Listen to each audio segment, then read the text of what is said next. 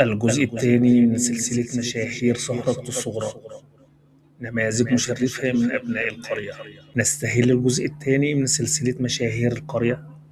بإلقاء نبذة عن حفظة كتاب الله تعالى وحملة القرآن الكريم اللي كان ليهم دور كبير في نشر علوم الدين وتعليم الأجيال، وكانوا دايما منارات للعلم والهداية داخل القرية وخارجها. ونبدأ بفضيلة الشيخ الدكتور وفائي عبد الرزاق، اللي حفظ القرآن الكريم عن ظهر قلب من صغره، وكان حريص على تدبر معانيه وفهم علومه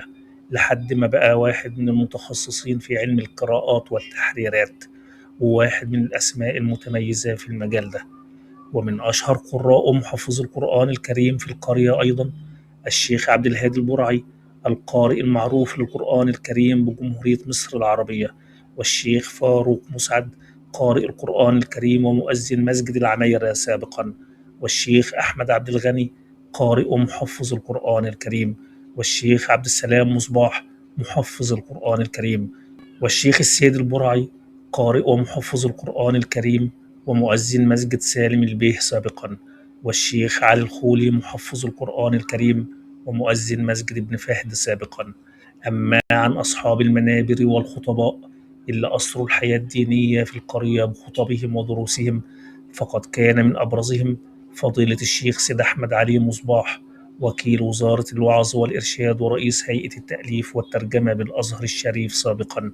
والشيخ محمد الشريف، إمام وخطيب مسجد النصر بالمنصورة والمحاضر في العديد من مساجد الجمهورية، والشيخ محمد مصباح، إمام وخطيب مسجد ابن فهد ومأذون القرية سابقا، والشيخ محمد عوض، إمام وخطيب مسجد سالم البيه سابقا. كما برز أيضا الشيخ محمد رجائي أحمد المؤذن، مدير إدارة أوقاف أجا سابقا، والشيخ محروس الشرقاوي، إمام وخطيب مسجد الجندوة سابقا، والشيخ فوزي الشرقاوي، إمام وخطيب مسجد النور سابقا، والشيخ محمد حامد، إمام وخطيب مسجد العمايرة سابقا، والشيخ محمد عبد الباسط البريشي،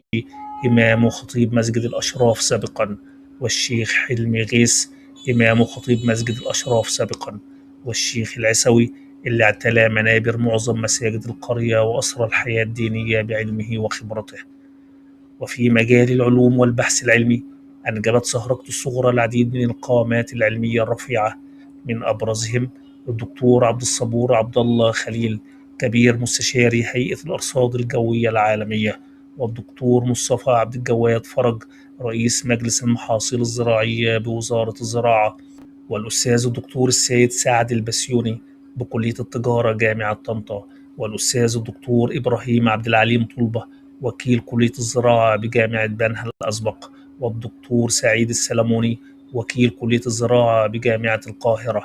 والدكتور عيد عبد الباسط عيد، رئيس قسم الفيزياء بالمعهد التكنولوجي بالعاشر من رمضان، وصاحب العديد من الأبحاث والمجلدات العلمية المتخصصة في مجال الفيزياء. ومن الشخصيات المشرفة اللي رفعت اسم القرية عاليا في مجال العمل والإدارة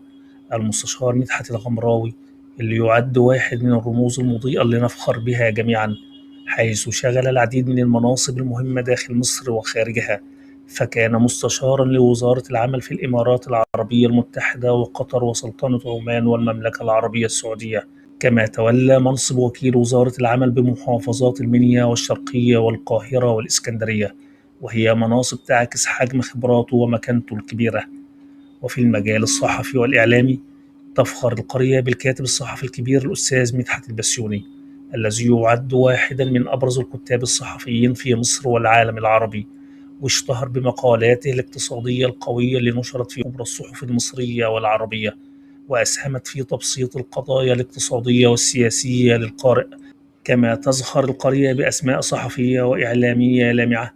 من بينهم الأستاذ محمد عبد النور، رئيس التحرير الأسبق لمجلة صباح الخير التابعة لمؤسسة روزا اليوسف، ووالده الأستاذ عبد النور خليل، الناقد الفني والسينمائي الكبير بمجلة المصور التابعة لمؤسسة دار الهلال، واللي ارتبط بعلاقات واسعة مع كبار نجوم الفن في مصر والعالم العربي،